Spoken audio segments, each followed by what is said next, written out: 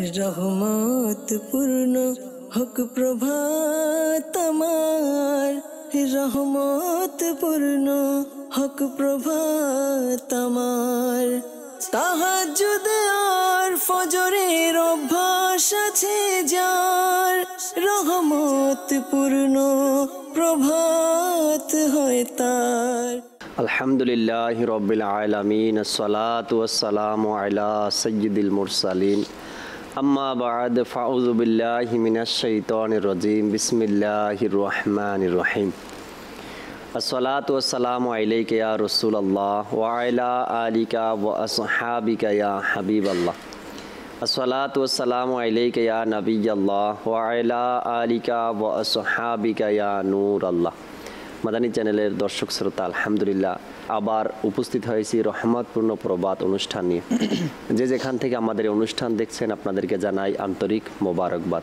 আর এই অনুষ্ঠানের মধ্যে আলহামদুলিল্লাহ বিশেষ করে মোবাল্লিগে দাওয়াত ইসলামী, নাতখা ইসলামী ভাই অংশগ্রহণ করেন। আমরা হামদে বারি তাআলা নাতে রসুল সাল্লাল্লাহু আলাইহি ওয়াসাল্লামও শ্রবণ করে থাকি। আজকেও একটি বিষয় নিয়ে আমরা ইনশাআল্লাহ আলোচনা করব, আর আপনাদেরকেও সঙ্গে রাখবো ইনশাআল্লাহ তাআলা। এই অনুষ্ঠানে আপনাদের দেয়া কল SMS আমরা চালানোর চেষ্টা করব, SMS পড়ার চেষ্টা করব ইনশাআল্লাহ। আসুন আমরা দুরূদ শরীফের ফজিলত শ্রবণ করিনি। হুজুর আকরাম সাল্লাল্লাহু তাআলা আলাইহি ওয়াসাল্লাম ইরশাদ করেছেন, হে লোকেরা, নিশ্চয়ই কিয়ামতের দিন এর ভয়াবহতা এবং হিসাব নিকাশ থেকে তাড়াতাড়ি মুক্তি পাবে সেই ব্যক্তি যে তোমাদের মধ্যে আমার উপর দুনিয়াতে অধিক হারে দুরূদ শরীফ পাঠ করে। সাল্লু আলাল হাবিব সাল্লাল্লাহু তাআলা আলা মুহাম্মদ সাল্লাল্লাহু তাআলা আলাইহি ওয়াসাল্লাম। দর্শক শ্রোতা, দুরূদ শরীফের তো এমনিতেই ফজিলত আর ফজিলত রয়েছে। এখনই একটা হাদিসে কারিমা আমরা শ্রবণ করলাম, জুমার দিনেও দুরূদ শরীফের তো বেশুমার ফজিলত রয়েছে। কোনো হাদিসে পাকের মধ্যে রয়েছে যে ব্যক্তি জুমার দিনে 80 বার দুরূদ শরীফ পাঠ করবে, আল্লাহ তাআলা তার 80 বছরের গুনাহ মাফ করে দিবেন। আজ ইনশাআল্লাহ তাআলা আমরা এই অনুষ্ঠানের মধ্য থেকে যেই হাদিসে কারিমা শ্রবণ করলাম যে 80 বার দুরূদ শরীফ পাঠ করবে জুমার দিনে, তার 80 বছরের গুনাহ মাফ হয়ে যাবে। তো জুমার দিন আমরা নিয়ত করেন ইনশাআল্লাহ 80 বার কমপক্ষে দুরূদ শরীফ পাঠ করবে ইনশাআল্লাহ তাআলা। দর্শক শ্রোতা, আসুন আমরা ভালো নিয়ত করিনি, কেননা ভালো নিয়ত ছাড়া আমলের সওয়াব পাওয়া যায় না। আল্লাহ এবং তার রসুল সাল্লাল্লাহু তাআলা আলাইহি ওয়াসাল্লামের সন্তুষ্টি অর্জনের জন্য, সওয়াব হাসিলের নিয়তে, ইলমে দিন শেখার জন্য, নেকির দাওয়াতকে প্রচার প্রসার করার জন্য ইনশাআল্লাহ অনুষ্ঠানের শুরু থেকে শেষ পর্যন্ত অংশগ্রহণ করব। দর্শক শ্রোতা, শুরুতে আমরা হামদে বারি তাআলা শ্রবণ করব, এরপর ইনশাআল্লাহ আমাদের যে আজকের বিষয় নেওয়া হয়েছে এই বিষয় নিয়ে আমরা আলোচনা করব। ইনশাআল্লাহ আমরা নাতখা ইসলাম ভাই থেকে হামদে বারি তাআলা শ্রবণ করি। সাল্লু আলাল হাবিব সাল্লাল্লাহু তাআলা আলা মুহাম্মদ সাল্লাল্লাহু আলাইহি ওয়াসাল্লাম। নবী করিম সাল্লাল্লাহু তাআলা আলাইহি ওয়া আলিহি ওয়াসাল্লাম ইরশাদ করেন, নিয়াতুল মুমিনি খায়রুম মিন আমালিহি। মুমিনের নিয়ত তার আমলের চেয়ে উত্তম। আমি নিয়ত করছি আল্লাহ আজ্জা ওয়া জাল্লা এবং তার হাবিব সাল্লাল্লাহু তাআলা আলাইহি ওয়া আলিহি ওয়াসাল্লামের সন্তুষ্টি এবং সওয়াব অর্জনের উদ্দেশ্যে হামদে বারি তাআলা এবং নাত শরীফ পাঠ করব।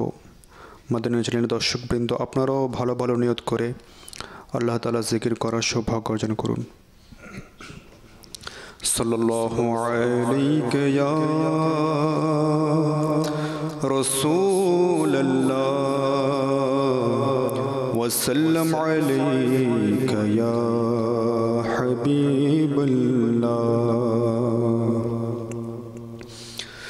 ইয়া আল্লাহ ইয়া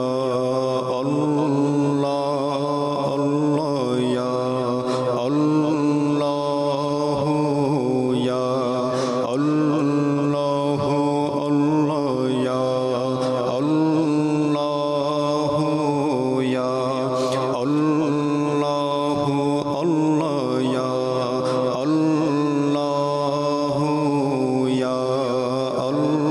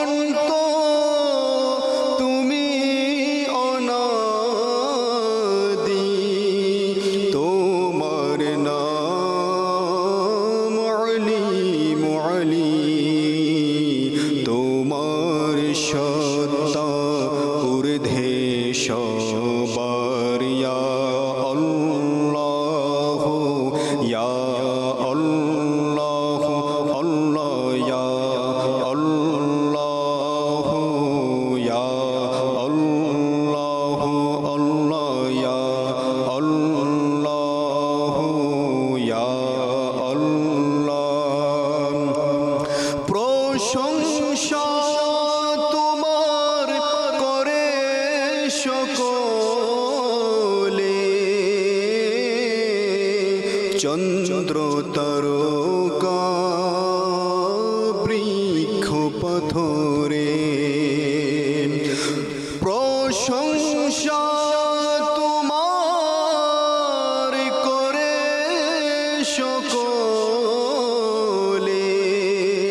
চন্দ্র তারকা বৃক্ষ পাথরে জলস্থলে তসবি সকলের ইয়া আল্লাহ ইয়া আল্লাহ আল্লাহ ইয়া আল্লাহ ইয়া আল্লাহ আল্লাহ ইয়া আল্লাহ ইয়া আল্লাহ ক্ষমা করো আত্মারকে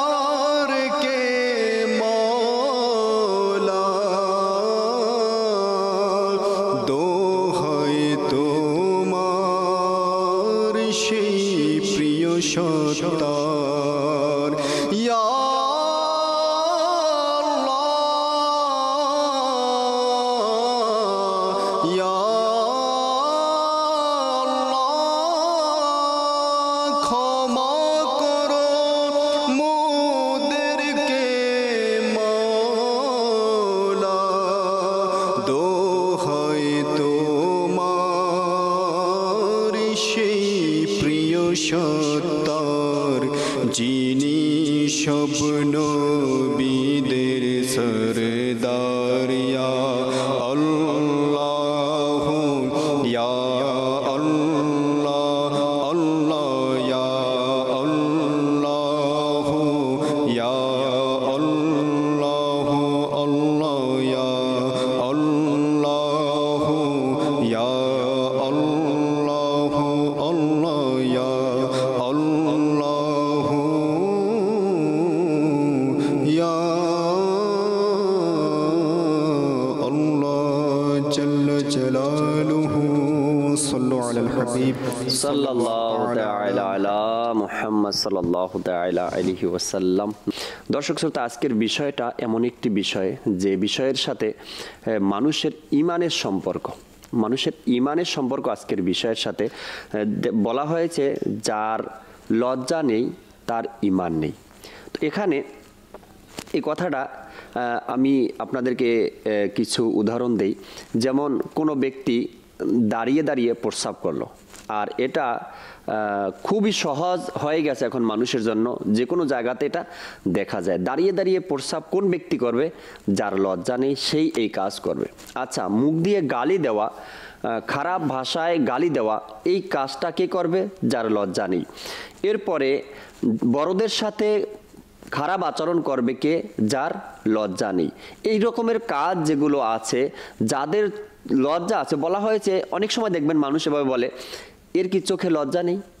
আসলেই যদি লজ্জা থাকে ওই সকল ব্যক্তিরা এরকমের কাজ করতে পারে না। যে কাজ মানুষের সামনে করাটা খুবই লজ্জাজনক, গোপনে হোক বা মানুষের সামনে হোক, লজ্জাজনক, ওই সকল কাজ ব্যক্তিরা করতে পারে না। এই জন্যই বলা হয়েছে যে লজ্জা হয়েছে ঈমানের অংশ। যার লজ্জা নেই তো তার ঈমান নেই। তো আমরা চেষ্টা করি এই সকল কাজ করার থেকে বাঁচার জন্য, যেগুলো করলে মানুষ বলে যে এর কি চোখে লজ্জা নেই। তো ইনশাআল্লাহ আজকে মোবাইল লিগে দাওয়াত ইসলামী আমাদের সাথেই আছেন। আমরা শুনবো আজকের বিষয় সম্পর্কে, মাদানী ফুল আমরা শ্রবণ করব লজ্জা সম্পর্কে। ইনশাআল্লাহ আপনারা আমাদের সঙ্গে থাকুন। আর আজকের বিষয় যে নির্লজ্জতা, শুরুতেই ইনশাআল্লাহ তাআলা জহির ভাইয়ের কাছে যাব, যেহেতু উপস্থিত আছেন আজকের আমাদের অনুষ্ঠানে মেহমান হিসাবে। জহির ভাইয়ের কাছ থেকে নির্লজ্জতার মাদানী ফুল আমরা শুরুতেই শ্রবণ করি।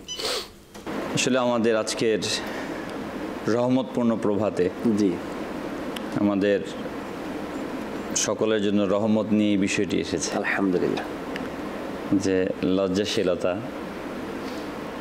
আসলে এটা একটা আমাদের প্রত্যেকের গুরুত্বপূর্ণ বিষয়।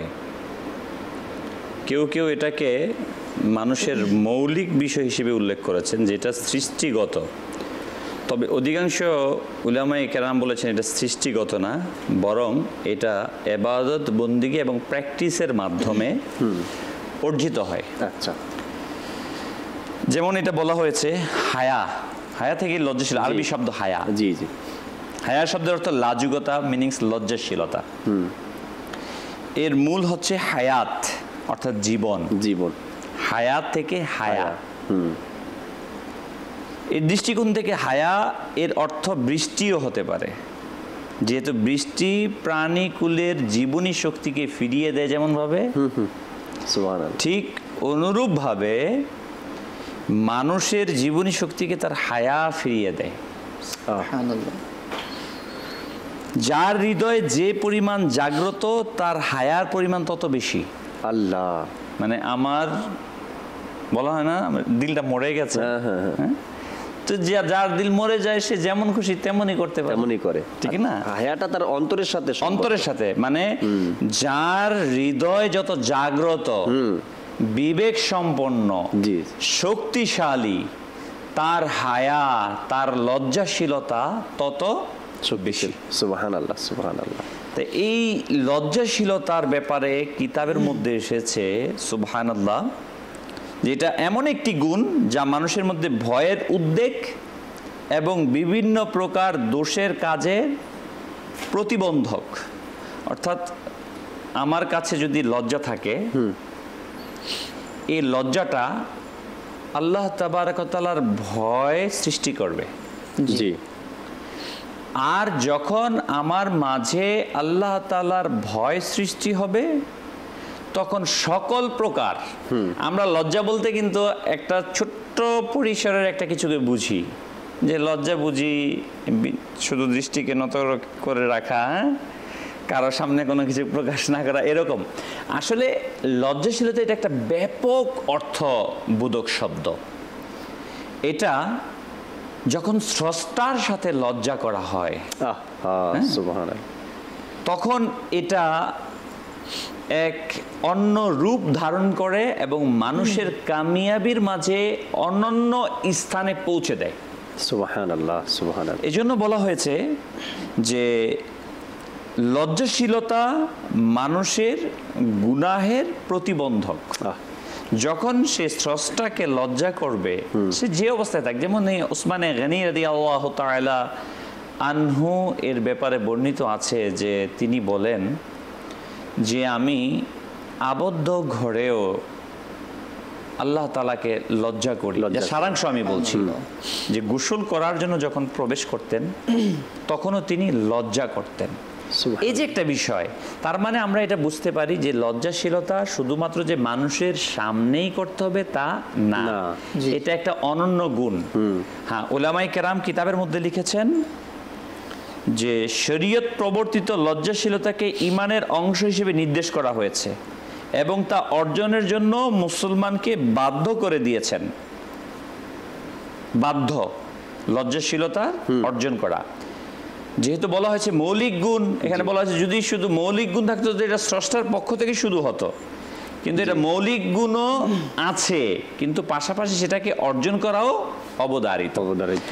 আমাদের সমাজের মাঝে যে বিষয়টা দেখা যায়, কেউ যদি লজ্জাশীল হয় তাকে নিয়ে কটূক্তি করা হয়। কি বলো, এখন কি এই জামানা আছে লজ্জা করা যাবে, বলি না, বলে থাকে।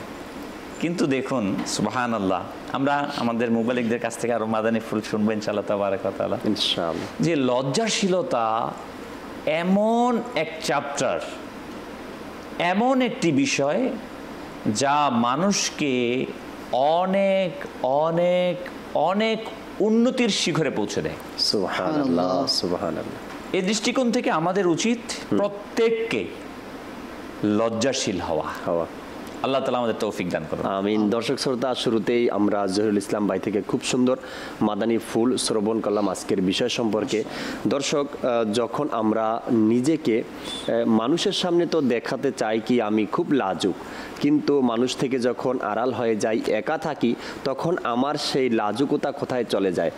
হাদিসে পাকের মধ্যে রয়েছে, লাজুক তো ওই ব্যক্তি যে আল্লাহকে সবচাইতে বেশি লজ্জা করে। আল্লাহর সামনে সে যখন একা থাকে তখন এটা চিন্তা করে যে আল্লাহ তাবারক ওয়া তাআলা আমাকে দেখছেন, আর কেউ না দেখলেও আল্লাহ আমাকে দেখেছেন। তো এভাবে যখন একাকী থাকে তখনও আমাদের উচিত আমাদের লজ্জা যেন দূর হয়ে না যায়। আমরা যেন ইন্টারনেট, মোবাইল বা টিভি এগুলোর মধ্যেও যখন একা যখন থাকি এগুলোর সামনে, তখন যেন আমাদের লজ্জা থাকে, তখন যেন আমাদের লজ্জা উঠে না যায়। একবার এক মোবাল্লিকে দাওয়াত ইসলামী জহির ভাই হজের উদ্দেশ্যে গেলেন, হজের মধ্যে। তো ওখানে গিয়ে দেখলেন তুর্কি থেকে কিছু লোক আসছে হজের উদ্দেশ্যে, হজ করার জন্য। তো তারা এমন কিছু কাজ করছে যেগুলো শরীয়ত অনুমতি দিচ্ছে না। তো ওই মোবাল্লিক ছিল উর্দুভাষী, সে তুর্কি ভাষা না জানার কারণে তাদেরকে বোঝাতে পারছে না। শুরুতে ওই মোবাল্লিক চেষ্টা করলেন উর্দুতে বলার জন্য, বোঝানোর জন্য যে আপনারা যে কাজগুলো করছেন এটা কিন্তু শরীয়ত অনুমতি দিচ্ছে না। সে উর্দু বলার কারণে, না বোঝার কারণে সে আবার ইংলিশে বলার চেষ্টা করলো। তুর্কির লোকেরা ইংলিশও তো বোঝার চেষ্টা করলো না, ফের আরবিতে বলল, তাও তারা বুঝলো না। এরপরে মোবাল্লিকে দাওয়াত ইসলামী নিজের মোবাইল বের করলো, আর এক সফটওয়্যার আছে মনে হয়, ওখানে ভাষা ট্রান্সলেট হয়। তো ওখানে ওখান থেকে সে কি করলো, উর্দুতে লেখা সার্চ দিল তুর্কি ভাষায়। তো ওই ভাষা কথাগুলো সব তুর্কি ভাষায় চলে আসছে। আসার পরে তুর্কিওয়ালাদেরকে দেখাইছে যে আমি যেটা বুঝাতে চেয়েছি সেটা এখানে লেখা আছে। তো যখন তুর্কিওয়ালারা দেখলেন মোবাইলে ওই তুর্কি ভাষায় লেখা, তখন তারা একে অপরকে বলা বলি শুরু করলো যে ভদ্রলোক আমাদেরকে এটাই বুঝাতে চেয়েছেন যে আমরা হজে এসে যে কাজগুলো করছি এগুলো শরীয়ত অনুমতি দিচ্ছে না, তাই আমাদেরকে এই কাজ থেকে এখন বিরত থাকতে হবে। তো এই যে ইন্টারনেট, আমরা অনেকে যখন একা হয়ে যাই তখন এটাকে কোন রাস্তায় ব্যবহার করি, কিভাবে আমরা ব্যবহার করি, কিন্তু ওই মোবাল্লিগের উপর লাখো সালাম, যিনি ইন্টারনেটকে কত ভালো পথে ব্যবহার করে, কত সুন্দরভাবে সে এটাকে ব্যবহার করে। যেহেতু এই প্রসঙ্গ আসলো, আমি আরজ করতে চাই মাদানী চ্যানেল দর্শক বিন্দুকে, আমরা অনেকেই এই বিষয়টা কি করি যে টেলিভিশন জি একটা খারাপ বস্তু। সাধারণ কমন সেন্স, যেটা সর্বসাধারণের দৃষ্টিকোণ, আমি সেটা বলছি। টেলিভিশন মানেই খারাপ। হ্যাঁ, একসময় একটা ছিল যখন ধর্মীয় অংশ এখানে পৌঁছে নাই।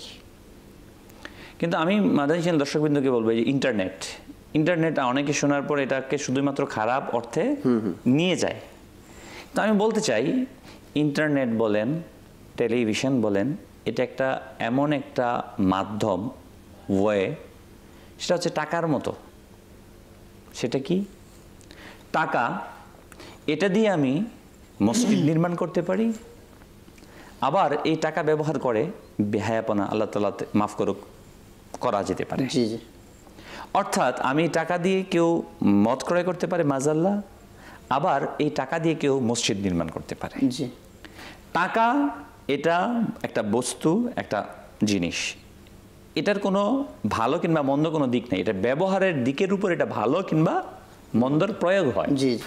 ঠিক অনুরূপভাবে জাকির ভাই যে কথাটা বললেন যে ইন্টারনেট, আজকে আমরা এটাকে ব্যবহার করে ভালো কিছু ব্যবহার শিখতে পারি। আমি যদি হায়াওয়ালা হই, লজ্জাওয়ালা হই, প্রকাশ্য একটা দিক আছে, যে প্রকাশ্য দিকের কারণে আমরা গুনাহ থেকে বাঁচতে পারবো, এটারও প্রয়োজন। প্রকাশ্য দিক, পাশাপাশি অপ্রকাশ্য দিক, যেটা মানুষের সামনে আমরা করি না।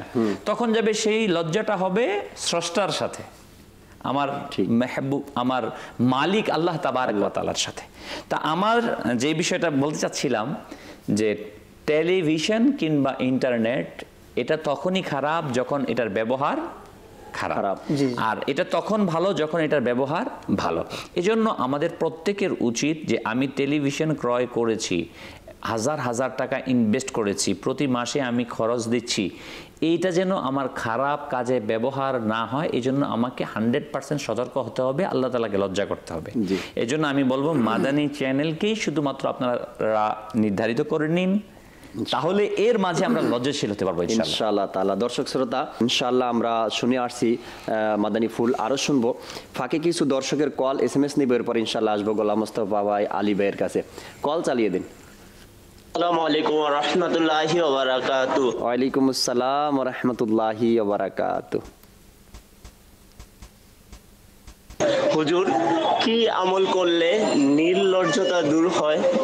আসসালামু আলাইকুম ওয়া রাহমাতুল্লাহি ওয়া বারাকাতুহু। ওয়ালাইকুম আসসালাম ওয়া রাহমাতুল্লাহি ওয়া বারাকাতুহু। আপনি আমাদেরকে ফোন করেছেন, নামও জানাননি, আপনার কোথা থেকে ফোন করেছেন তাও বলেননি, শুধু জানতে চেয়েছেন কি করলে নির্লজ্জতা দূর হয়। ইনশাআল্লাহ মোবাইল লিগে দাওয়াত ইসলামী রয়েছেন, আমরা চেষ্টা করব এই বিষয়গুলো নিয়ে আলোচনা করার জন্য। জি, পরবর্তী কল। হুজুর, আমি চট্টগ্রাম থেকে বলতেছি। জি। নির্লজ্জার ব্যক্তির শাস্তি কি?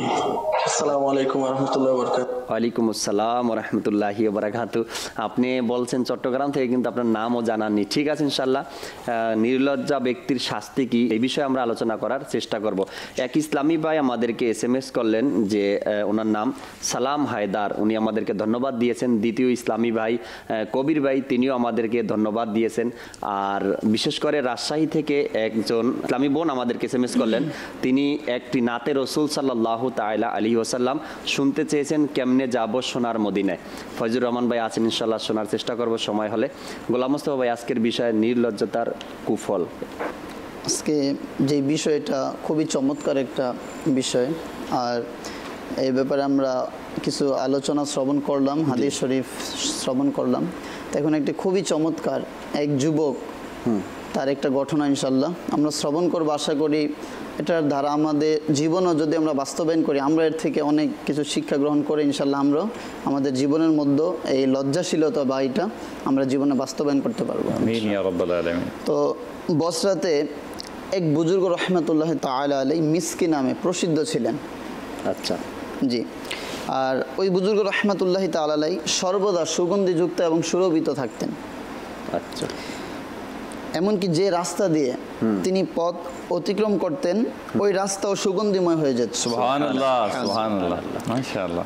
যখন মসজিদে প্রবেশ করতেন, তখন তার সুগন্ধি ধারা লোকদের জানা হয়ে যেত যে হযরতে মিসকি রহমতুল্লাহ তাআলা আলাইহি তাশরিফ নিয়ে এসেছেন। সুবহানাল্লাহ।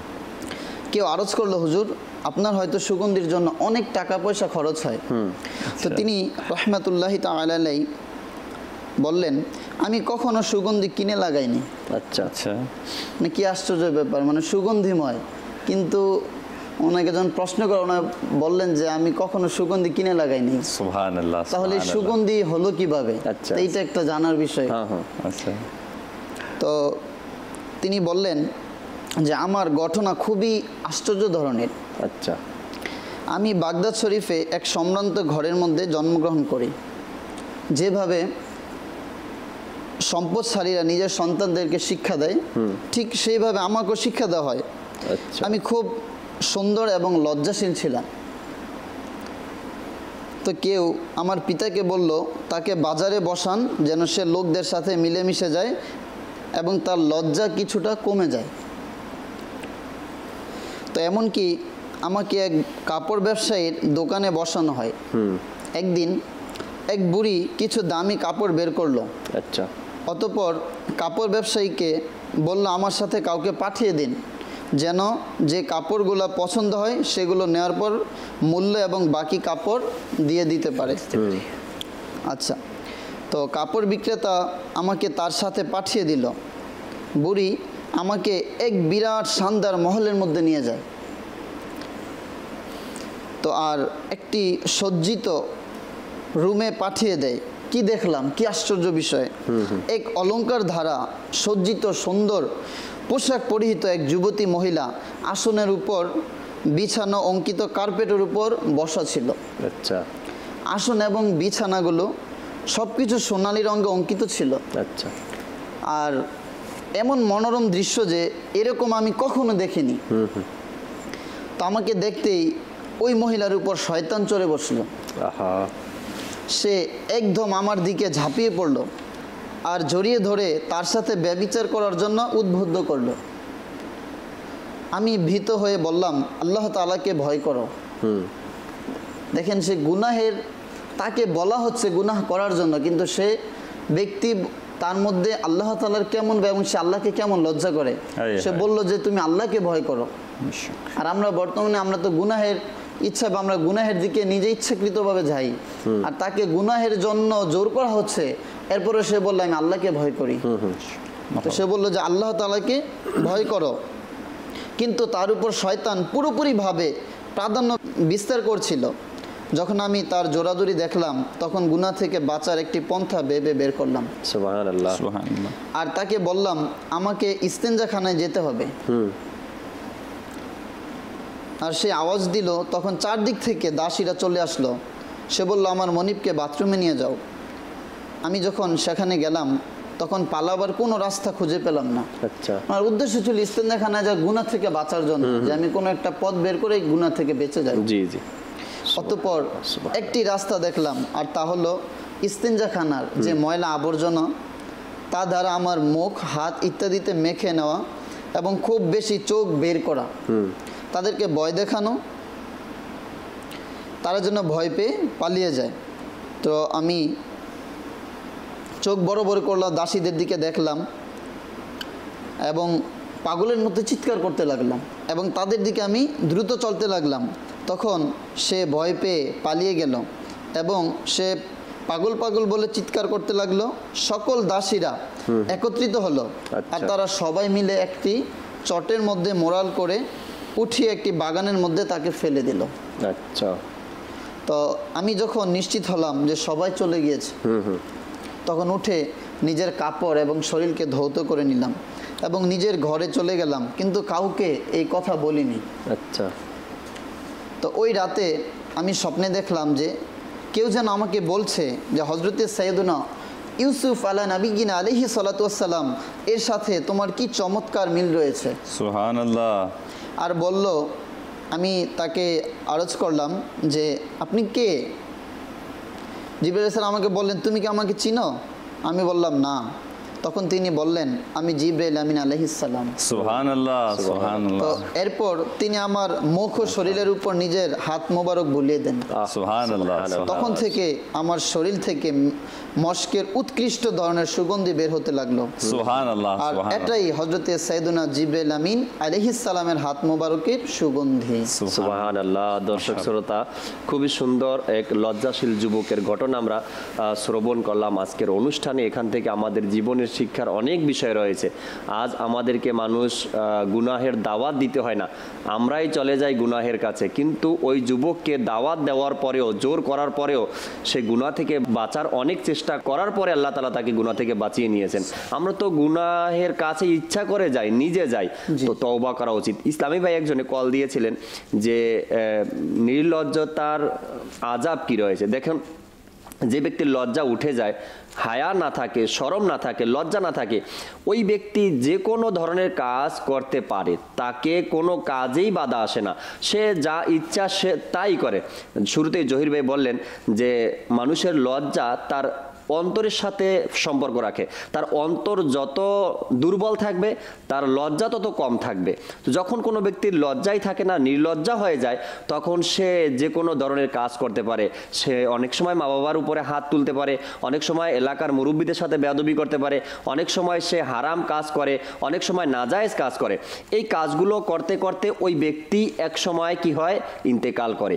আর এই যে খারাপ কাজ করে করে সে মারা গেল, হতে পারে এর পরিণতি তার জন্য জাহান্নাম হতে পারে। এই জাকির ভাই ব্যাপার আসছে লজ্জার যে বিধানটা, জি আমাদের এক ইসলামী প্রশ্ন করেছি, এই বিধানটা, এটা শেখ তরিকাত আমির আহলে সুন্নাত জি দামাত বারাকাতুহুমুল আলিয়া এর বিশ্ববিখ্যাত রিসালা লজ্জাশীল যুবক এর 11 পৃষ্ঠায় লিখেছেন আমির আহলে সুন্নাত দামাত বারাকাতুহুল আলিয়া, লজ্জা কখনো ফরজ, হ্যাঁ সুবহানাল্লাহ, লজ্জা করা কখনো ফরজ, কখনো ওয়াজিব হয়ে থাকে। যেমন হারাম ও নাজায়েজ কাজ থেকে লজ্জা করা, মদ পান, জিনা, মিথ্যা, গীবত, চুগলখুরি, ইন্টারনেটে বেহায়াপনা, হ্যাঁ জি, এই যে এই সকল পিতামাতার অবাধ্যতা, এই সকল যে আমি লজ্জা না করে মাযাল্লাহ নাউযুবিল্লাহ ওই কাজে লিপ্ত হওয়া হচ্ছে হারাম, গুনাহ করে নেওয়া। যেহেতু এটা অল্টারনেট হচ্ছে পরিপূর্ণ নিষেধ, হারাম রয়েছে। জি, তো এই জায়গাতে এসে হারাম এর বিষয়টাতে যেটা আল্লাহ তাআলা অবৈধ করেছেন, এ ব্যাপারে লজ্জা করা আমাদের উপর ফরজ। আর যেটা স্তর বাই স্তর, কোনটা রয়েছে ওয়াজিব, কখনো মুস্তাহাব, যেমন মাকরুহে তানজি থেকে বেঁচে থাকতে লজ্জা, এবং কখনো মোবা, করা না করা এরকম। সব লজ্জা এক স্তরের নয় না, জি জি। স্তর বাই স্তর, ফরজ, ওয়াজিব, মুস্তাহাব, মুবাহ। তা আমরা যেই কাজটা যত আসলে সকল কিছুর মূল প্রতিপাদ্য বিষয় আল্লাহ সুবহানাহু ওয়া তাআলার হুকুম মানার মাঝে। রাইট। সুবহানাল্লাহ। মানে আমাদের যতগুলো শাখা, এটা আমরা ইলমে শরীয়তের কথা বলি আর ইলমে মারিফাতের কথা বলি, রাইট, কিংবা ইবাদত বন্দেগীর হুকুমের কথা বলি, যে অ্যাঙ্গেল থেকে আমরা এই কথাগুলোকে চয়ন করি, চিন্তা করি, মূল পয়েন্টে গিয়ে পৌঁছে যায় আল্লাহ সুবহানাহু ওয়া তাআলার হুকুমের আনুগত্য করা, যেটা তিনি নির্দেশ দিয়েছেন সেটাকে পালন করা, আর যেটা থেকে বিরত থাকতে বলেছেন সেটা থেকে বিরত থাকা। আল্লাহ তাআলা সেই তৌফিকই আমাদেরকে আমিন। দান করুক। দর্শক শ্রোতা, এক ইসলামী বোন আমাদেরকে এসএমএস করেছেন, গাইবান্ধা থেকে, নির্লজ্জতা থেকে কিভাবে বাঁচতে পারি, কিভাবে বাঁচা যায়, দূরে কিভাবে থাকতে পারি। যেই কাজ করলে আপনার বিবেক বলে এটা, এই কাজটা করা আসলে নির্লজ্জতার কাজ, এটা তো ওই কাজটাই আপনি ছেড়ে দেন, ওই কাজ ছেড়ে দেন, ওই কথা ছেড়ে দেন, ওই পথে চলা বন্ধ করে দেন। যখন আপনি নির্লজ্জতার কাজ, পথ এগুলো ছেড়ে দিবেন, যখন আপনার মধ্যে লজ্জাশীলতা চলে আসবে, আপনার হায়া চলে আসবে, তখনই আপনি বাঁচতে পারবেন। আসলে দেখুন, নির্লজ্জা ব্যক্তি কখনো মঙ্গলের মধ্যে নয়, কখনোই না। যার মধ্যে লজ্জা নেই, যার মধ্যে হায়া নেই, যার মধ্যে নির্লজ্জতা কাজ করে, ওই ব্যক্তি কখনোই মঙ্গলের মধ্যে নেই। সে দেখবেন রাস্তাঘাটে দাঁড়িয়ে দাঁড়িয়ে বন্ধু বান্ধবের সাথে কথা বলছে তো গালি দিচ্ছে, আবার ছোট নয় বড় নয় সবার সামনে বিড়ি সিগারেট টানছে। অর্থাৎ যদি মানুষের সামনে তার এইসব কাজ করতে লজ্জা শরম না হয়, তো তার মধ্যে আল্লাহ তাআলার ভয় কিভাবে আসে? দেখেন আমরা জাকির ভাই কেমন নির্লজ্জ হয়ে গেছে, যে বিষয়টা আমাদের সমাজের মধ্যেও লজ্জা করি না। সেটা কি? বাবা আর ছেলে বসে আছে, টেলিভিশনে বেহায়াপনা দেখতেছে। ইস, লজ্জা কোথায় চলে গেছে। মানে আমরা সিগারেট পান করাকে বেয়াদব হিসেবে নেই, দেখবেন ব্যাপারটা। জি জি। সিগারেট পান করাটাকে আমরা বলি, এই বড়কে সম্মান করলো না, বেয়াদব। আরেকজনের ছেলেকে ধমক দিলাম, সে কি কাজটা করেছে? সিগারেট পান করেছে। ইসলামী শরীয়তের এটার হুকুম কি আমরা জানি সবাই, এটা হারাম না, নিষেধ। শারীরিক সমস্যা আছে, নিষেধ এটা, কিন্তু শরীয়তের আমি কিন্তু বিশেষ প্রয়োগ করতে পারছি না। কিন্তু যেই কাজের কারণে আমার সন্তানের চোখের লজ্জা সব চলে গেল, সে যে কোনো ধরনের বেহায়াপনা কাজ করতে পারে, ওই কাজটা আমি নিজের টাকা দিয়ে খরিদ করলাম, ক্রয় করলাম, আবার ভাড়া দিচ্ছি, আবার নিজের সামনে বসায়া একসাথে দেখতেছি। দেখেন না লজ্জা কোথায় চলে গেছে। মেয়ে মা একসাথে বসে, মানে আজকে ইন্টারনেট টেলিভিশনের মধ্যে কোন সে সিরিয়াল, কোন সে নাটক, কোন সে সিনেমা আছে যা আমাকে লজ্জাশীল করে ভাই। শুধু বেহায়া বেহায়া বেহায়া। আমি এই কথাটাই বলবো যে আজকে আমাদেরকে যত ধরনের ক্রাইম হচ্ছে সমাজের মাঝে, আজকে আমার ছেলে অবাধ্য হচ্ছে, আমার মেয়ে অবাধ্য হচ্ছে, আমার অনুমতিতে আমার মেয়ে ঘর থেকে বের হচ্ছে, বের হয়ে পালিয়ে যাচ্ছে, মাশাআল্লাহ বিভিন্ন ধরনের ঘটনা ঘটছে। আমি মনে করি, এটা আমার ব্যক্তিগত অভিমত হচ্ছে এটা, যে এর অধিকাংশ প্রশিক্ষণ দাতা পিতা এবং মাতা। আপনি বলবেন এটা কিভাবে, আমাকে হয়তো অনেকে আমাকে বলবে এটা কিভাবে সম্ভব, আমি বলবো হ্যাঁ, আপনি আপনার সন্তানকে ছোট্ট সময় থেকে যে প্রশিক্ষণ দিয়েছেন, সেই শিক্ষা সে শিক্ষিত হয়েছে। তাকে নিয়ে আপনি বসেছেন, সিনেমা দেখেছেন, এখানে আপনাকে তাকে প্রশিক্ষণ দিয়েছেন, বাবা তোমাকে বড় এরকম পালাতে হবে। হায় হায় হায়, কিন্তু সে কখনো চিন্তাও করে নাই। হ্যাঁ, এই জিনিসটা কিন্তু কল্পনার মাঝে হয়নি। কিন্তু আমি যদি হায়া করতাম, আমি যদি লজ্জাশীল হতাম, আমি পিতা মাতাকে বলবো আপনি আগে প্রথমে লজ্জাশীল হন। রাইট। এই লজ্জাশীল হয়ে এই সকল বিষয়গুলোকে পরিহার করা। আর এই যে যেরকম যেই বিষয়গুলো করলে আমার সন্তান লজ্জাশীল হবে, ওই বিষয়গুলো আমাকে করা। আমি পরে ফস্তালে দোষ দিলে কোনো ফায়দা হবে না। আমার সন্তান ওই জিনিসটাই শিখবে যা আমি আজকে শেখাচ্ছি। মাদানী চ্যানেল দর্শক বৃন্দকে বিনীতভাবে অনুরোধ করব যে আজকে যারা আমাকে শুনছেন মাদানী চ্যানেলের মাধ্যমে, আপনি আপনার সন্তানকে নিয়ে কখনো বেহায়াপনার দিকে যাবে না। দেখেন আজকে একটা বিভিন্ন প্রোগ্রামের কথা বলি যে সেখানে অনায়াসে মদ পানের দৃশ্য দেখানো হয়, ঠিক না? বিভিন্ন মানে যত ধরনের ক্রাইম আছে সবগুলোকে সেখানে বলা হচ্ছে যে চলমান চিত্র দেখানো হচ্ছে। আমাকে এবার আপনি বলেন, আমার সমাজের মধ্যে এই সিনেমা নাটক দেখে কয়টা ছেলে নামাজি হয়েছে? কয়টা ছেলে পিতামাতার খেদমতগার হয়েছে? অসম্ভব। কয়টা মেয়ে পর্দাসীন হয়েছে, বেহায়াপনা থেকে বেঁচেছে? কিন্তু হাজারো লাখো প্রমাণ আছে যে বেহায়া হয়ে গিয়েছে। আজকে মিডিয়া নিয়ে সবাই কথা বলছে, আমরা বিভিন্ন দেশের মধ্যে পর্যালোচনা দেখি সবাই, সেখানে কি হচ্ছে প্রযোজকদেরকে বলা হচ্ছে আপনারা এইসব করবেন না। আচ্ছা, যার কারণে আমাদের সামাজিক বিশৃঙ্খলা সৃষ্টি হচ্ছে, সামাজিক বিশৃঙ্খলা সৃষ্টি হচ্ছে এরকম বিষয়গুলো।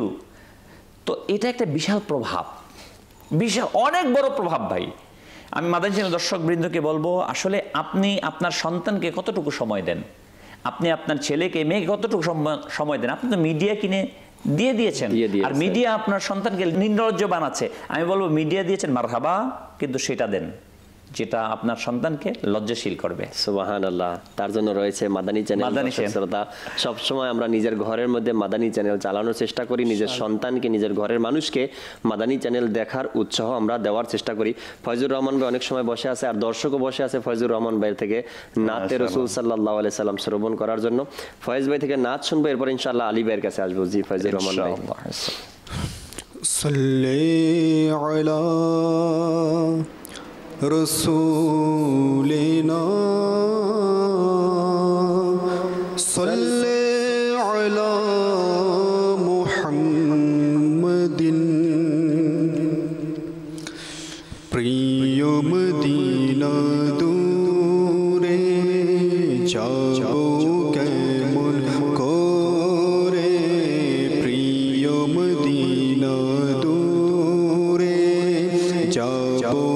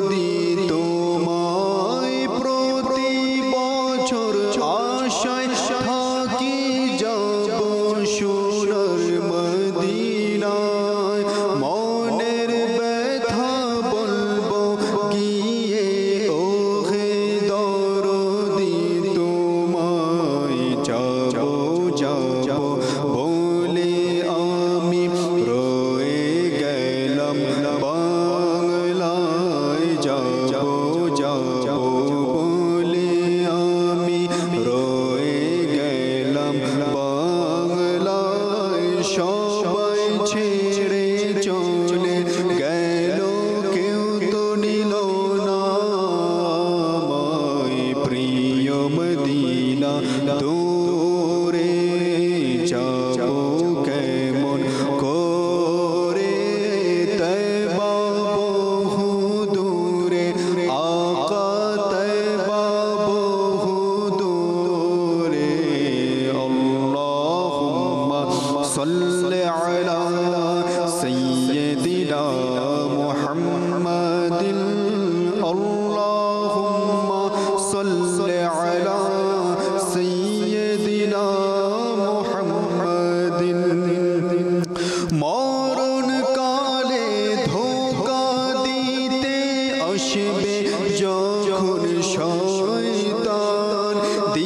দিদার দিয়ে মোরে তুমি বাঁচিয়ে নিও ঈমান মরণ কালে ধোঁকা দিতে আসবে যখন শয়তান দিদার দিয়ে মোরে তুমি বাঁচিয়ে নিও ঈমান তুমি বিনে কেউ নেই আমার হে নবীদের সুলতান তুমি বিনে কেউ নেই আমার হে নবীদের সুলতান দয়া করো আমায় তুমি হে নবী দো জাহান প্রিয় মদিনা দূরে যাবো কেমন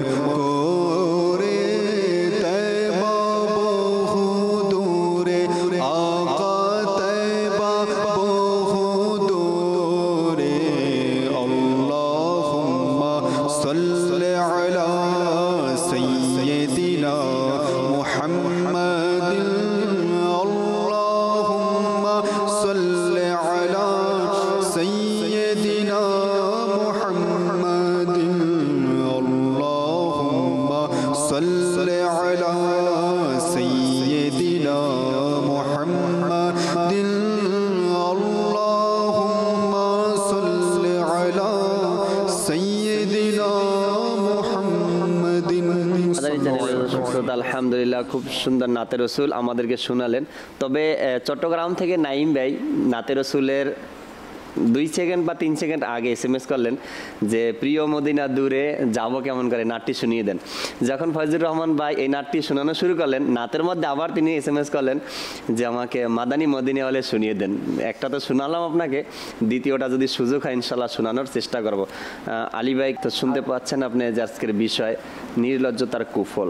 জি, হযরত সৈয়দুনা ইমাম আবু হামিদ মুহাম্মদ বিন মোহাম্মদ গজ্জালি রহমতুল্লাহ তাআলা আলাইহি ইরশাদ করেন, গৌর ও ফিকর, চিন্তা ভাবনা হচ্ছে আয়না।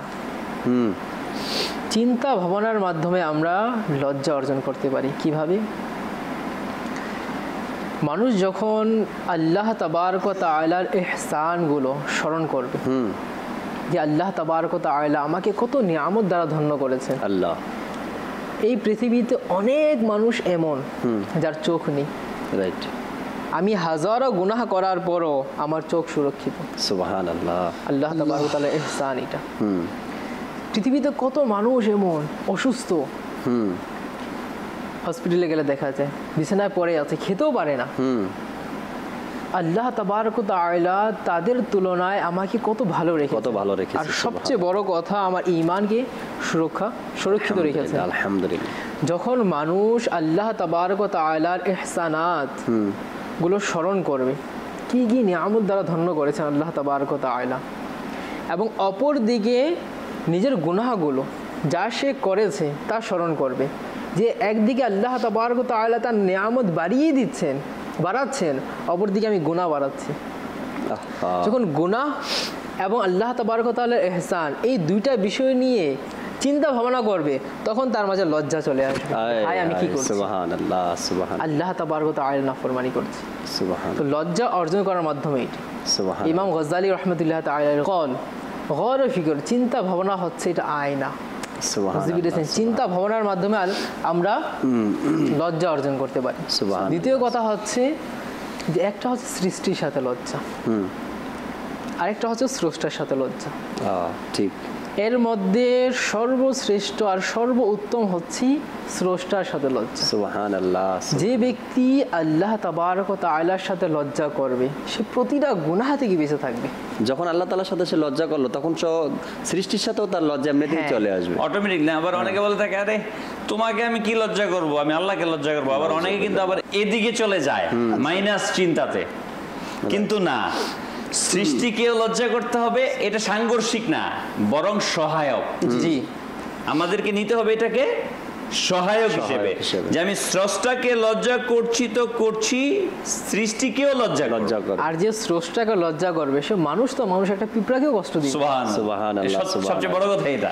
দেখেন মানে গুনাহবলির মজমুআ, সকল গুনাহবলির মূল হচ্ছে আল্লাহ তাবারক ওয়া তাআলাকে লজ্জা করা, তাকওয়া। এই লজ্জার মাধ্যমে আল্লাহ তাবারক ওয়া তাআলার তাকওয়া অর্জন হয়। সুবহানাল্লাহ। লজ্জার মাধ্যমে, যেমন খৌফে খুদা নামক রিসালার মধ্যে একটি ঘটনা উদ্ধৃত করা হয়েছে। হযরত সৈয়দনা ফারুকে আজম রাদিয়াল্লাহু তাআলা আনহুর যুগে একজন যুবক ছিল, খুবই মুত্তাকি, খুবই পরহেজগার, খুবই আল্লাহওয়ালা ছিল। তার তাকওয়া আর পরহেজগারিতা দেখে ফারুকে আজম সাহাবী রাসূল অনেক খুশি হতেন, সুবহানাল্লাহ, অনেক খুশি হতেন সুবহানাল্লাহ। তার তাকওয়া আর পরহেজগারিতা দেখে। সেই যুবকের একজন বাবা ছিল, সে প্রতিদিন এশার নামাজ পড়ে এসে নিজের পিতার খেদমত করত। সুবহানাল্লাহ। সে যখন এশার নামাজ পড়তে যেত তখন প্রতিবেশী এক মেয়ে তাকে বিরক্ত করত। আচ্ছা। কিন্তু সে গুরুত্ব দিত না, দেখতও না, চলে যেত। আল্লাহওয়ালা ব্যক্তিদের কাজই তেমন। বুজুর্গ, সুবহানাল্লাহ, মুত্তাকি।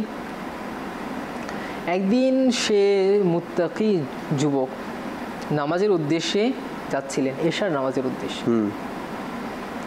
তো প্রতিদিনের মতো সেই মেয়েও বিরক্ত করা শুরু করলো, ডাকা শুরু করলো। সে যুবক সে ডাকে সাড়া দিয়ে তার দিকে যাচ্ছিল, হঠাৎ আল্লাহ তাবারক ওয়া তাআলার ভয় চলে আসলো যে আমি কি করছি। আল্লাহ তাবারক ওয়া তাআলা এত এহসান করেছেন, এত নিয়ামত দিয়েছেন, আমি আল্লাহ তাবারক ওয়া তাআলার নাফরমানি করছি। তার মাঝে ভয় চলে আসলো, এত ভয় চলে আসলো সে ওখানে বেহুশ হয়ে পড়ে গেল। যখন রাত গভীর হয়ে গেল তখন তার পিতা কিছু লোকদের সহযোগিতা নিয়ে তার ছেলেকে খুঁজতে বের হলেন, দেখলেন যে বেহুশ হয়ে পড়ে আছে, বাসায় নিয়ে আসলেন। হোশ আসার পর সমস্ত ঘটনা পিতাকে খুলে বললেন এবং খুব অঝর নয়নে কান্না করছিলেন, খুবই অঝর নয়নে। গুনাহ করেনি, যাচ্ছিল মাত্র, করেনি গুনাহ।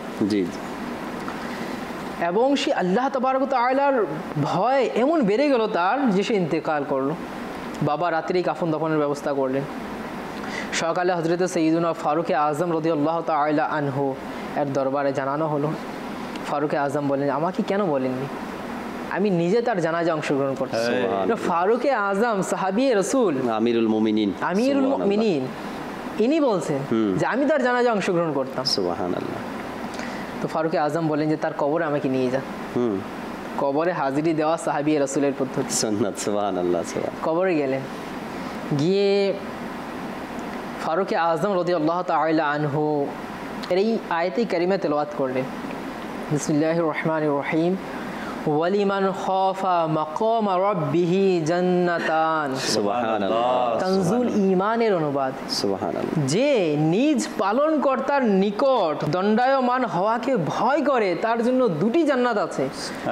কবর থেকে সে নওজওয়ান বলে উঠলো, ইয়া আমিরাল মুমিনিন, আমার মাওলা আমাকে দুটি জান্নাত দান করুন। সুবহানাল্লাহ। দেখুন আল্লাহ তাবারক ওয়া তাআলার সাথে লজ্জা করার প্রতিদান কি? জান্নাত। জান্নাত রয়েছে। তো আল্লাহ তাবারক ওয়া তাআলার সাথে যে লজ্জা করা হয় এর মধ্যে দুনিয়া এবং আখিরাত উভয় জগতের কল্যাণ আর সফলতা। সুবহানাল্লাহ। দর্শক শ্রোতা, খুব সুন্দর ঘটনা আমাদেরকে শোনালেন আলী ভাই।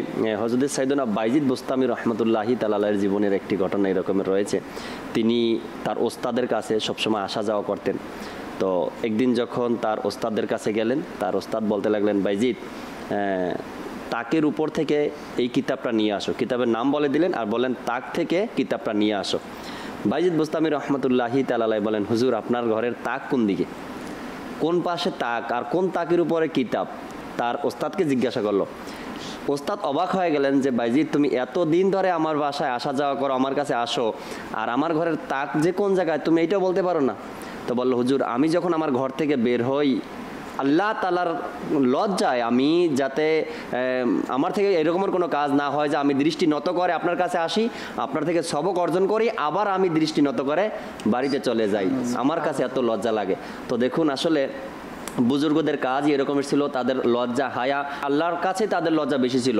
আবার আল্লাহ হযরত রহমতুল্লাহি তাআলার জীবনের মধ্যে পাওয়া যায় সে কখনো পা প্রসারিত করে বসতেন না। তো যখন মানুষ থাকতো তখন তো বসতেন না, যখন একাকী ছিলেন তখন তার মুরিদান জিজ্ঞাসা করলো, মহব্বতকারীরা জিজ্ঞাসা করলো, হুজুর যখন মানুষ থাকে তখন পা প্রসারিত করেন না লজ্জায়, কিন্তু এখন কেন করেন, এখন তো কেউ নেই।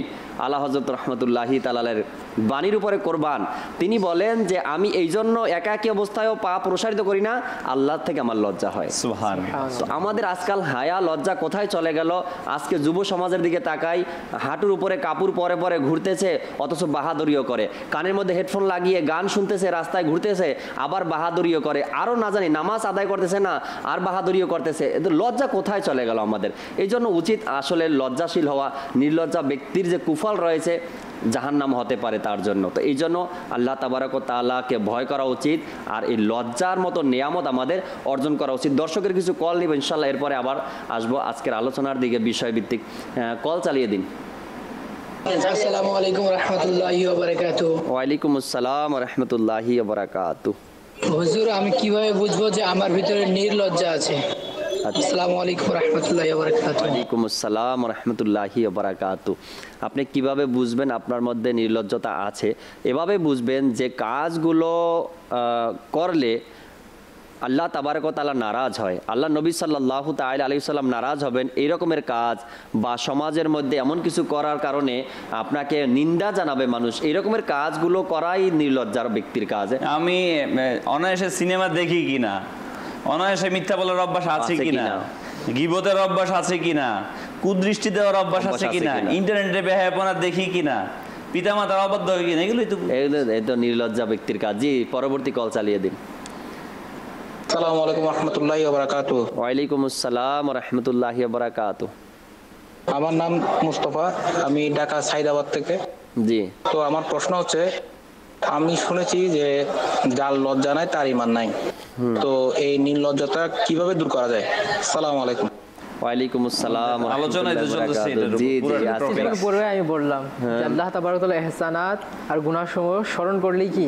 জি, আজকের বিষয় এটা ভাই, আপনি আমাদের সঙ্গেই থাকুন আর দেখতে থাকুন, ইনশাআল্লাহ আপনার অবশ্যই বুঝে আসবে যে কিভাবে এগুলো দূর হবে আর কিভাবে আমাদের ঈমান হেফাজত হবে।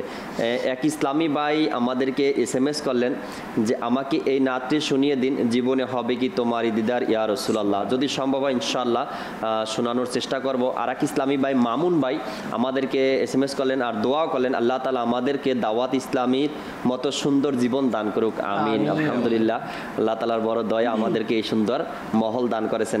জাবেদ ভাই আমাদেরকে দোয়া দিয়েছেন, ধন্যবাদ জাবেদ ভাই আপনাকে।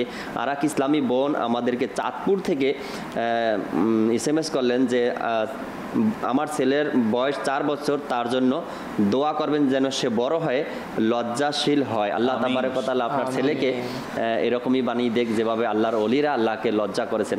দর্শক শ্রোতা, আজকের বিষয় নির্লজ্জতার কুফল। আমরা অনেকগুলো বিষয় শ্রবণ করলাম, আলহামদুলিল্লাহ অনেকগুলো ঘটনাও শ্রবণ করলাম। আরও কিছু সময় আপনাদের সাথে আছি ইনশাআল্লাহ। ফয়জুর রহমান ভাই এক ইসলামী ভাই SMS করলেন এক নাতে রসুলের জন্য, আমি আপনাকে শুনিয়ে দিয়েছিলাম। জীবনে হবে কি তোমার দিদার ইয়া রাসূলুল্লাহ। সাল্লু আলাল হাবিব সাল্লাল্লাহু তাআলা আলা মুহাম্মদ সাল্লাল্লাহু আলাইহি ওয়াসাল্লাম। জীবনে হবে কি তোমার দিদার ইয়া রাসূলুল্লাহ, এ আশায় রয়েছি আমি গুনাহগার ইয়া রাসূলুল্লাহ। জীবনে হবে কি তোমার দিদার ইয়া রাসূলুল্লাহ। পৃথিবীর যেদিকে তাকাই দরদি, আর তো কেহ নাই। পৃথিবীর যেদিকে তাকাই দরদি, আর তো কেহ নাই। জানি যে তুমি রহমতের ভান্ডার।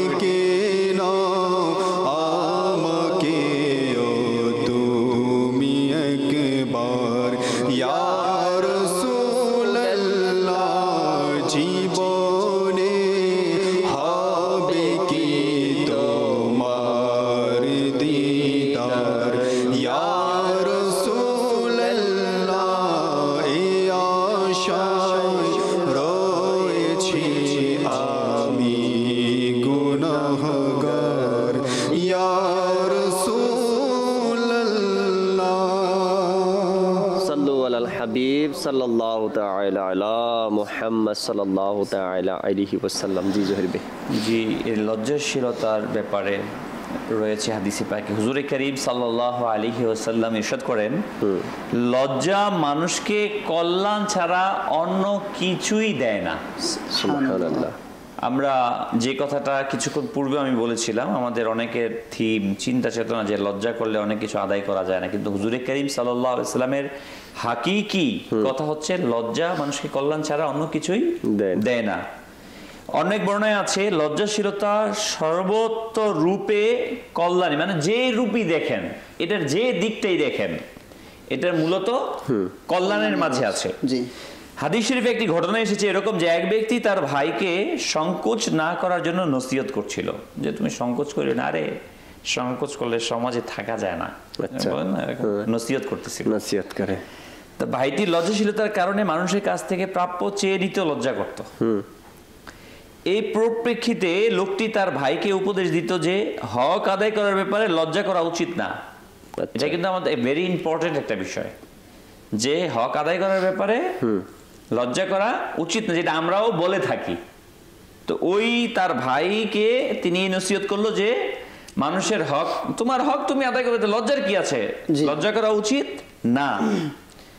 এই পরিপ্রেক্ষিতে হুজুরে করিম সাল্লাল্লাহু আলাইহি ওয়াসাল্লাম লোকটিকে বলেছিলেন তাকে ছেড়ে দাও, তোমার ভাইকে ছেড়ে দাও, কেননা লজ্জাশীলতা ঈমানের অঙ্গ। সুবহানাল্লাহ, সুবহানাল্লাহ। মানে এখানে কতটুকু গুরুত্ব দেওয়া হয়েছে লজ্জাশীলতাকে। সুবহানাল্লাহ। মানুষের দোষ গোপন করা এমন কাজ যা মানুষের নিজের জন্য পছন্দ করে না, তা কারোর মধ্যে দৃষ্টিগোচর হলে সেভাবে গোপনীয়তা বজায় রাখাও লজ্জাশীলতার অংশ। যেমন কেউ একটা দোষ করলো, এই তুমি এটা করো কেন, সবার সামনে আমি বলে ফেললাম, না, এটা না, বরং ওই মানুষের সামনে না বলে তাকে একাকী বলা। যেমন হাদিসে পাকের মধ্যে আসছে এরকম, হযরত আনাস রাদিয়াল্লাহু তাআলা আনহু থেকে বর্ণিত, এক ব্যক্তি হুজুরে করিম সাল্লাল্লাহু আলাইহি ওয়াসাল্লামের কাছে আসলেন, তার চেহারার উপর হলুদ রঙের ন্যায় জাফরান লেপন ছিল, জাফরান যেটা মহিলারা ব্যবহার করে। তা কোনো মহিলার কাছ থেকে হয়তোবা লেগেছিল। লোকটি লজ্জা পাবে ভেবে হুজুরে করিম সাল্লাল্লাহু আলাইহি ওয়া আলিহি ওয়াসাল্লাম বললেন না, কিছু বললেন না, দেখলেন কিছু বললেন না। হুজুরে পাক সাল্লাল্লাহু আলাইহি ওয়াসাল্লামের সম্মানিত স্বভাব এরকম ছিল যে অপছন্দনীয় কিছু দেখলেও সে সম্পর্কে তিনি মুখের উপর কাউকে বলতেন না। আচ্ছা। কাউকে কিছু বলা যদি একেবারেই প্রয়োজন হয়ে পড়তো এবং এই ব্যাপারে যদি তিনি বাধ্য হয়ে যেতেন, একেবারেই বাধ্য, তখন তিনি ইরশাদ করে বুঝিয়ে দিতেন। তখন ওই লোকটি যে যার জাফরানের রং যার মুখে লাগা ছিল, লোকটি যখন হুজুরে করিম সাল্লাল্লাহু আলাইহি ওয়াসাল্লামের কাছ থেকে চলে গেল, বাইরে গেল, তখন তিনি একজনকে বললেন, তাকে যে বলো চেহারার উপর থেকে যেন হলুদ রঙগুলো ধুয়ে ফেলে। আচ্ছা, হলুদ রংটা ধুয়ে ফেলে, কারণ এটা একটা প্রতীক ব্যবহার করছে, বোঝা যাচ্ছে। তার মানে সরকার দু আলম সাল্লাল্লাহু আলাইহি ওয়াসাল্লাম যিনি হচ্ছেন আমাদের আকা ও মাওলা, নবী হচ্ছেন মনিব, আর সব উম্মতিরা হচ্ছে তার গোলাম, ঠিক না? যে হাদিসে পাকের মধ্যে আসছে। মনিব হওয়া সত্ত্বেও পিতা মাতার চেয়েও অধিক কাছে হচ্ছে আমার নবী সাল্লাল্লাহু আলাইহি ওয়াসাল্লাম। সন্তানের ব্যাপারে পিতা মাতা অনেক কিছুই অনায়াসে বলে ফেলে, কিন্তু তার চাইতেও যিনি কাছের তিনি হচ্ছেন আমার নবী সাল্লাল্লাহু আলাইহি ওয়াসাল্লাম। তো নবী সাল্লাল্লাহু আলাইহি ওয়াসাল্লাম তিনি এরকম অথরিটি রাখা সত্ত্বেও, ক্ষমতা রাখা সত্ত্বেও, অধিকার রাখা সত্ত্বেও তিনি তার উম্মতিকে লজ্জাশীলতার কারণে পরিহার করছেন। এবং হাদিসে পাকে আসছে হুজুরে করিম সাল্লাল্লাহু আলাইহি সাল্লাম এমন লজ্জাশীল ছিলেন, যেমন এক কিতাবে আসছে যে পর্দানশীল মহিলারা যেমন লজ্জাশীল, তেমন আরেক হাদিসে আসছে যে কুমারী মেয়েরা যেমন লজ্জাশীল তেমন ছিলেন হুজুর সাল্লাল্লাহু আলাইহি ওয়াসাল্লাম। অর্থাৎ উভয়টাই উদাহরণ দেওয়া হয়েছে যে তারা অত্যন্ত বেশি লজ্জাশীল হয়ে থাকে। জি জি, সুবহানাল্লাহ। তো সরকার দু আলম সাল্লাল্লাহু আলাইহি ওয়াসাল্লাম যিনি হচ্ছেন দুজাহানের বাদশা, সুবহানাল্লাহ, দুজাহানের মালিক, তিনি সর্বশ্রেষ্ঠ ব্যক্তিত্ব, মানে পৃথিবীর এমন কোনো উত্তম গুণাবলী নেই যা আমার প্রিয় আকার কাছে ছিল না।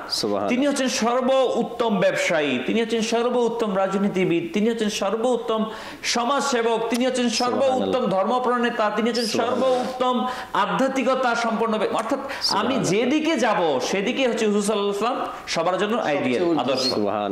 তো যদি কোন রাজনীতি ব্যক্তিত্ব বলে যে লজ্জা করে তো রাজনীতি করা যাবে না, তাহলে তিনি ব্যর্থ। যদি কোনো ব্যবসায়ী বলে যে লজ্জা করে আদায় করা যাবে না, তাহলে সে ব্যর্থ ব্যবসায়ী। কারণ আমার প্রিয় আকা সাল্লাল্লাহু আলাইহি ওয়াসাল্লাম হচ্ছেন সর্বশ্রেষ্ঠ ব্যবসায়ী। কোন পিতা মাতা যদি বলে লজ্জা করে সন্তানকে শিক্ষা দেওয়া যাবে না, তাহলে সে ব্যর্থ। কারণ আমার প্রিয় আকা সাল্লাল্লাহু আলাইহি ওয়াসাল্লাম ছিলেন সর্বোত্তম পিতা। অর্থাৎ আমি জাস্ট 2-3টা উদাহরণ দিলাম, এরকম আমাদের সামাজিক প্রতিটা ক্ষেত্রেই যে এক্সাম্পল গুলো রয়েছে তা হুজুরে কারীম সাল্লাল্লাহু আলাইহি ওয়াসাল্লাম শিক্ষা দিয়েছেন। সুবহানাল্লাহ, মাশাআল্লাহ। জি, মানে একটা বিষয় হচ্ছে যেটা দর্শক বৃন্দ মানে অনেকে আমাদেরকে SMS করেছে বা কল দিয়েছে জানার জন্য, মানে লজ্জাশীলতা কিভাবে হওয়া যায় বা কি আমল করলে আমরা লজ্জাশীল হতে পারি না। তো এটার একটা গুরুত্বপূর্ণ মাদানী ফুল এটা হচ্ছে যে আমির আহলে সুন্নাত দামাত বারাকাতুমুল আলিয়া আর লিখিত যেই রিসালাটা রয়েছে লজ্জাশীল যুবক, তাই আমি দর্শক বিন্দুদেরকে অনুরোধ করব যদি আপনারা নিজের মধ্যে লজ্জাশীলতা বাস্তবায়ন করতে চান, তাহলে দাওয়াত ইসলামের ওয়েবসাইটের মধ্যে এই রিসালাটা পাওয়া যাবে, বা আপনি দাওয়াত ইসলামীর মাকতাবাতুল মদিনা যেখানে রয়েছে এখান থেকে কিতাব সংগ্রহ করেন। আর যদি আপনি লজ্জাশীলতার কি ফজিলত, মানে লজ্জা করার কি ফজিলত রয়েছে আপনি এটার ব্যাপারে পড়েন, তাহলে আপনি লজ্জা করার প্রতি আপনি উৎসাহ পাবেন। এরপরে আবার আছে যে লজ্জা না করলে কি ক্ষতি রয়েছে, এইটা কিতাবের মধ্যে এইটার ব্যাপারে লেখা আছে। তা আপনি যদি কিতাব স্টাডি করেন তাহলে আপনি এই ব্যাপারটা নিজে উপলব্ধি করে এর উপর আমল করতে পারবেন, এর থেকে বাঁচতে পারবেন। আর শিফা শরীফের মধ্যে তো পুরো একটা অধ্যায় আছে নবী করিম সাল্লাল্লাহু আলাইহি ওয়াসাল্লামের লজ্জাশীলতা সম্পর্কে। আর জাকির ভাই যে বিষয়টা হলো মানে বর্তমান সমাজে মানে আমাদের মানে সবাই বাংলা লেখাপড়া বা যে কলেজ স্কুলে লেখাপড়া নিয়ে ব্যস্ত থাকে, আর ধর্মীয় বিষয় আমাদের যেটা গুরুত্বপূর্ণ ফরজ জ্ঞান আমাদের ওইটা আমরা রাখি না, বা আমরা ইসলামিক কিতাব হয়তো আমরা স্টাডি খুব কম করি বা করিই না, নাই বললেই চলে, মানে করাই হয় না। তো এই জন্যই আমরা ভালো মন্দ কোনটা খারাপ কোনটা ভালো কোনটা এই বিষয়গুলো আমরা উপলব্ধি করতে পারি না। আমার মধ্যে দিনই জ্ঞান নাই যে এটা করলে ভালো হবে, এটারই ক্ষতি, এটারই গুনাহ, এটা করলে শাস্তি রয়েছে, তো এগুলো আমরা জানি না বিদায় এই জন্য আমরা এই গুনাহের কাজে লিপ্ত হয়ে যাই। আর অনেকে সমাজের মধ্যে এখন গুনাহ কি জিনিস এইটা আমরা বুঝি না, অনেকে এই কাজটা যে করা গুনাহ এইটা আমরা বুঝতে পারি না, তো গুনাহ থেকে বাঁচবো কিভাবে বাঁচবো? আসলে খুব সুন্দর মাদানী ফুল দিয়েছেন গোলাম মোস্তফা বাজি। ইলমে দ্বীন আমাদের মাঝে না থাকার কারণে আসলে এই যে নির্লজ্জতার কুফল এটা আমাদের জানা নেই, বা লজ্জার যেই সুফল রয়েছে এটাও আমাদের জানা নেই। আজ আপনার দাওয়াত ইসলামী আলহামদুলিল্লাহ দুনিয়া জুড়ে দেখেন শাইখে তরিকত আমির আহলে সুন্নাত দামাত বারকাতুমুল আলিয়া এই যে দাওয়াত ইসলামী সংগঠনকে শুরু করেছেন, আর এই সংগঠনের মধ্যে যারাই আছে আলহামদুলিল্লাহ বেশিরভাগ ইসলামী ভাইরাই জুয়ান যুবক, আর তাদেরকে কেমন লজ্জাশীলতা বানিয়ে দিয়েছেন, কেমন হায়াওয়ালা বানিয়ে দিয়েছেন। দেখুন যে মোবাইলিগে দাওয়াত ইসলামী যেখানে যায় সেখানের মানুষই খুশি হয়, যেখানে যায় সেখানের মানুষই আনন্দ বোধ করে। এখন একটু আগে এক ইসলামী ভাই SMS করলেন যে আপনাদেরকে দেখতে অনেক সুন্দর লাগে। আসলে এখানে যারা বসছেন তাদেরকে দেখতে যে সুন্দর লাগে তারা মানে ভিন্ন ধরনের তো কিছু নয় তাদের মধ্যে, তা এখানে যারা আছেন তাদের মধ্যে সুন্নাতে রসুল আছে বিদায় তাদেরকে দেখতে সুন্দর লাগতেছে। আপনিও যদি এই দাওয়াত ইসলামের মধ্যে চলে আসেন, মাদানী চ্যানেল দর্শক এটা আপনি যে সুন্দর প্রসঙ্গ বলছেন এই জন্য একটা আরজ করতে চাই। জি জি, মাদানী চ্যানেলে কিন্তু কোনো মেকআপ করা হয় না। না না আলহামদুলিল্লাহ সব নাই এখানে। মানে আমি এই জন্য বলছি বিষয়টা অনেকের চিন্তা চেতনা মানে চ্যানেলের মধ্যে যখন যায় অন্যান্য বিভিন্ন চ্যানেলেই সেটা মেনটেন করে, ঠিক না, যে মেকআপ করা হয় ভিন্ন কিছু ব্যবহার করা হয়। মাদানী চ্যানেল কিন্তু আলহামদুলিল্লাহ সবকিছু একে ন্যাচারাল। জি, আমরা যেভাবে একে স্বাভাবিকভাবে কথা বলি টোটাল বিষয়টা মাদানী চ্যানেল সেরকম স্বাভাবিক, এটা আমাদের কাছে অন্য কিছুই নাই। তো মাদানী চ্যানেল দর্শকবৃন্দকে যে কথাটা প্রসঙ্গ বলেছে, আসলে ওই যে আমরা কোনো দাড়িওয়ালা ব্যক্তিকে পাগড়িওয়ালা ব্যক্তিকে সুন্নতি লেবাসওয়ালা ব্যক্তিকে দেখলে কি করি? সালাম দিই। আসলে কি আমি ওই ব্যক্তিকে সালাম দেই? আমি কিন্তু ওই ব্যক্তিকে সালাম দিলাম না, সুন্নতের কারণে ওই সুন্নতকে রেসপেক্ট করলাম। একজন কোন সুন্নতি লেবাস পরনেওয়ালা জুলফি রেখেছে, দাড়ি রেখেছে, সুন্নতি লেবাস পরিধান করেছে, দেখতেও সুন্দর লাগে। বাস্তবিক কি এই যে আমাদের ইসলাম ভাইয়ের আলহামদুলিল্লাহ কত সুন্দর সুন্দর একজন, আপনি সবাই মাশাআল্লাহ। এটা এই সৌন্দর্য হবে না কেন? কারণ এই সৌন্দর্য সৃষ্টি করেছে কে? আল্লাহ তাআলা সুবহানাল্লাহ। আর কার ওসিলায় সৃষ্টি করেছেন? আমরা প্রিয় আকা সাল্লাল্লাহু আলাইহি ওয়াসাল্লামের সাদকায়। তো যেই নবী সাল্লাল্লাহু আলাইহি ওয়াসাল্লামের সাদকায় আল্লাহ তাআলা সৌন্দর্যকে সৃষ্টি করেছেন, সুবহানাল্লাহ। ওই নবীর সুন্নাত সুন্দর হবে না তো সুন্দর হবে কি হাফ প্যান্ট পরা? রাইট। বেহায়াপনা হওয়া, নির্লজ্জ হওয়া। আমরা অনেকে স্মার্ট মনে করি, অতি স্মার্ট, মাযাল্লাহ নাউজুবিল্লাহ। ওটা টোটালি আমি বলবো এটাকে বেহায়া বেহায়া বেহায়া। কেমন?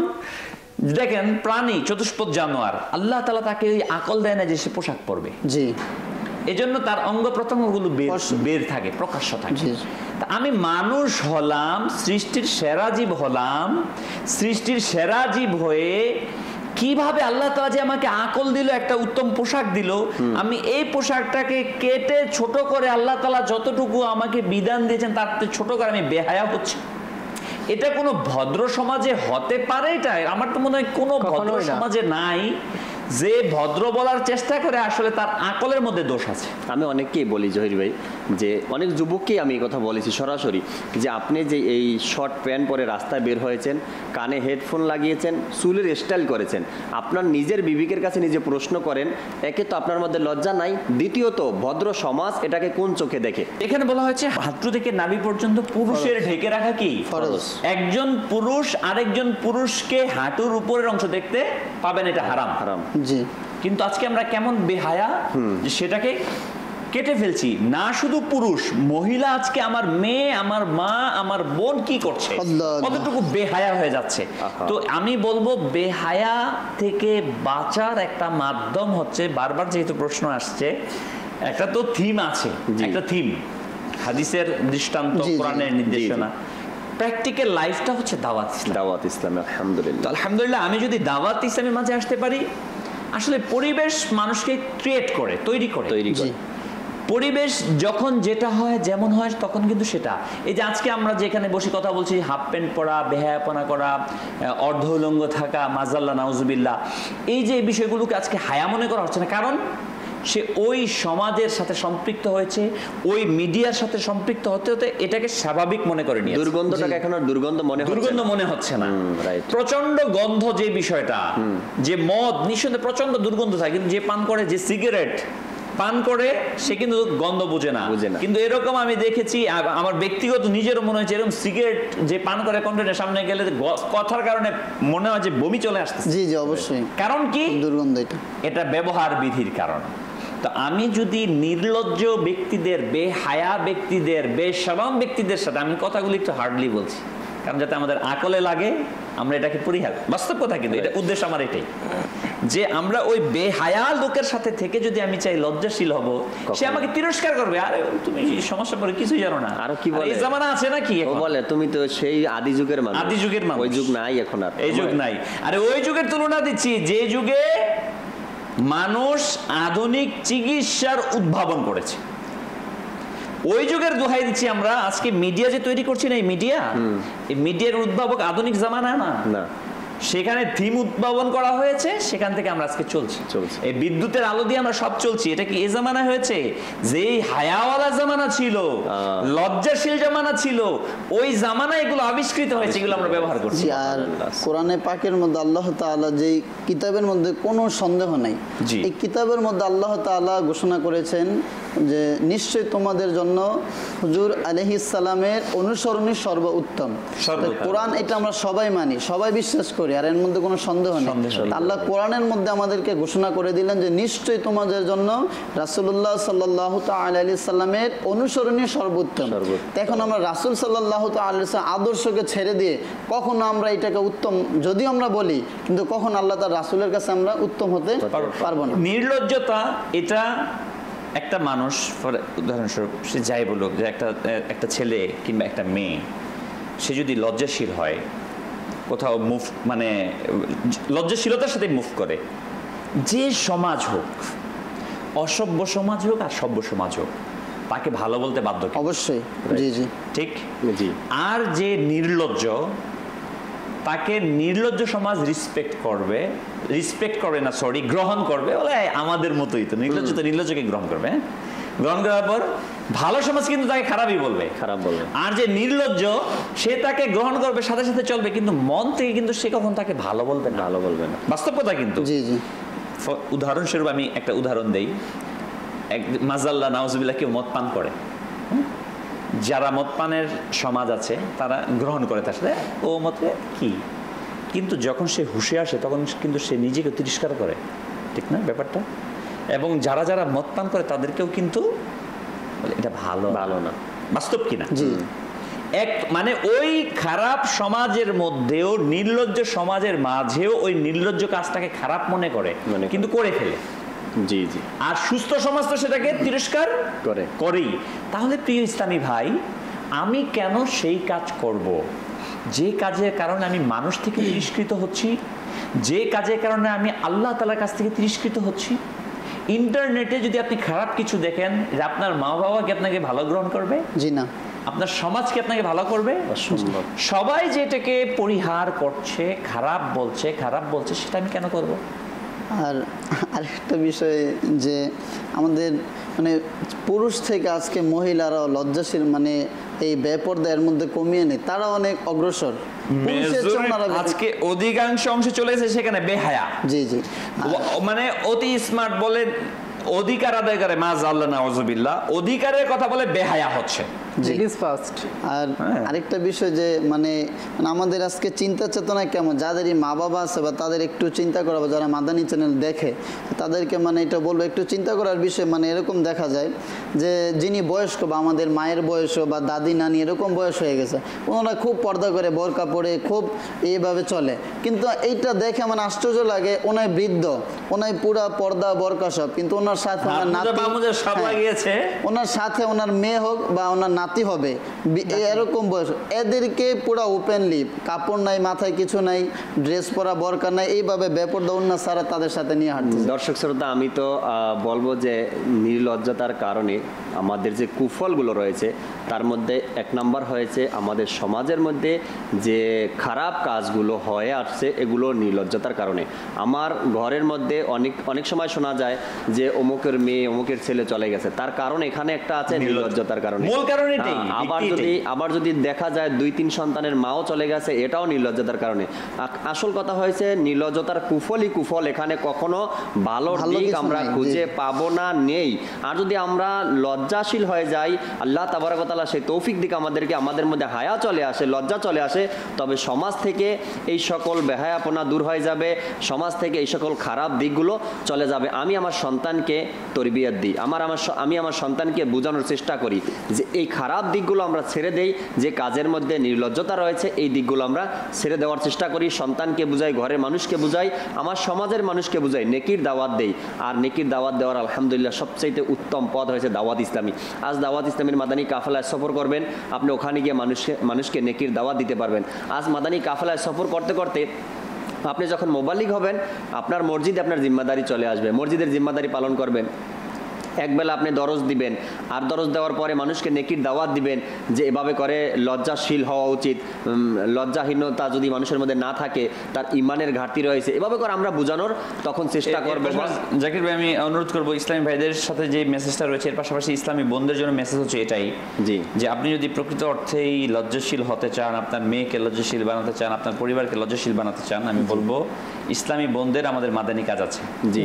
ইসলামী বোনদের তো ইসলামী বোনদের সেই সাপ্তাহিক ইজতেমা আছে বিভিন্ন জায়গাতে, আমাদের দাওয়াত ইসলামীর কাজ যেখানে যেখানে আছে সেখানে ইসলামী বোনদের মাদানী কাজও রয়েছে। আমি ইসলামী বোনদের কাছে অনুরোধ করব, আপনি খবর নেন ইসলামী ভাইদের মাধ্যমে, আপনার বাবার মাধ্যমে, ভাইয়ের মাধ্যমে খবর নিয়ে ইসলামী ভাইদের সাথে, কিংবা আপনি মাদানী চ্যানেলেও ফোন করে জানতে পারেন যে কোথায় কোথায় আমাদের ইজতেমা হচ্ছে। ইসলামী বোনদের, ইসলামী বোনরা অবশ্যই ফোন করবেন, ইসলামী ভাইদেরকে দিয়েই ফোন করাবেন, কিংবা মেসেজের মাধ্যমে ইসলামী বোনরা জানতে পারেন। আমি বলবো যে আপনারা জেনে নিয়ে দাওয়াত ইসলামী বোনদের যেখানে ইজতেমা হচ্ছে, সাপ্তাহিক ইজতেমা হচ্ছে, বয়ান হচ্ছে, তারবিয়াতি হালকা হচ্ছে, সেখানে অংশগ্রহণ করেন। কারণ সৎসঙ্গ মানুষকে সৎ করে, অসৎসঙ্গ মানুষকে অসৎ করে। এমনিতে আমাদের এই সমাজটা বেহায়া হচ্ছে না, বেপরদার মধ্যে যাচ্ছে না, আস্তে আস্তে ক্রমান্বয়ে সময়ের সাথে সাথে বেহায়াদের সাথে থেকে বেহায়া হচ্ছে, পরিবেশটা এরকম নষ্ট হয়ে খাজা গরিব নওয়াজ যাচ্ছে। রাদিয়াল্লাহু তাআলা আনহু বলেন যে নেক কাজ করার চেয়ে উত্তম হচ্ছে নেককারের সাথে থাকা, সুবহানাল্লাহ। আর গুনাহ করার চেয়ে নিকৃষ্ট কাজ হচ্ছে গুনাহগারের সাথে থাকা। এটা কিন্তু একেবারে মূল থিম। জি জি জি, মানে নেক কাজ করা থেকে উত্তম নেককার সোহবত অবলম্বন। কারণ আজকে এই নেক কাজটা করে তুমি অবসর হয়ে যাবে, কিন্তু নেককারের সঙ্গ যদি তুমি অবলম্বন করো না, তোমার অবশ্যই পরিণত হবে। জি জি, আজকে এখন নেক কাজ করলাম, একটু পরে আবার উনি নেক কাজ করবে, সেটা দেখে আমারও উৎসাহ হবে। দর্শক শ্রোতা, আমরা আজকের অনুষ্ঠানের একেবারে শেষের দিকে চলে এসেছি। ইনশাআল্লাহ সালাতু সালামে দাঁড়িয়ে যাব। যে যেখানে আসেন আমরা দাঁড়িয়ে সম্মানের সাথে প্রিয় আকা সাল্লাল্লাহু তাআলা আলাইহি ওয়াসাল্লামকে সালাম পেশ করি। ইয়া নবী সালাম আলাইকা, ইয়া রাসূল সালাম আলাইকা, ইয়া হাবিব সালাম আলাইকা, সালাওয়াতুল্লাহ আলাইকা। আপনি যে মদিনা হইতে সব কিছুই পারেন দেখিতে, মোদের লাশ কবরে রাখিলে লয়েন গো আপন কোলে। ইয়া নবী সালাম আলাইকা, ইয়া রাসূল সালাম আলাইকা, ইয়া হাবিব সালাম আলাইকা, সালাওয়াতুল্লাহ আলাইকা। মুস্তাফা জানে রহমত পেলা খো সালাম, শমঈ বস মে হিদায়ত পেলা খো সালাম। গৌসে আযম ইমাম মুত্তকা वन्नोका, जलवाए शाने कुदरत पेला खो सलाम। मुस्तफा जाने रहमत पेला खो सलाम, शमঈ बज़ में हिदायत पेला खो सलाम। काश महशर में जब उनकी आमद हो और भेजे सब उनकी शौकत पेला खो सलाम।